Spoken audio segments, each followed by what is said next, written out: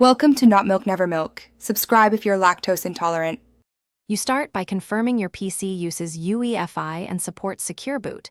That prevents wasted steps. Once done, update Windows and drivers, then make a system restore point so you can roll back. You also need your boot disk in GPT, check msinfo, or UseDisk part. To enter UEFI, open Settings Recovery Restart Now, Advanced Startup, or press the motherboard key at boot. Do this now so you can adjust firmware options safely and without interruptions. You'll now change firmware settings. First, set a supervisor or admin password so secure boot options appear. Next, disable CSM or legacy boot. That forces pure UEFI mode. Then set OS type or platform to Windows UEFI if the option exists.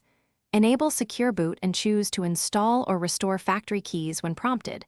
Some boards label this as enrolling keys. Save changes and exit. These steps ensure the firmware validates bootloaders and prevents unsigned code from loading. Once the system restarts, check msinfo. Secure boot state should read enabled. Make sure drivers and Windows updates completed. Some kernel drivers require reinstallation after switching modes. If the PC fails to boot, you likely had an MBR disk. Use MBR2 GPT from Recovery or Restore BIOS to convert safely. Reinstall Windows only if necessary. If Valorant's Vanguard still blocks you, reinstall Vanguard and update Riot's components. Quick tip: if keys won't enroll, reset firmware to factory defaults and repeat the enable sequence.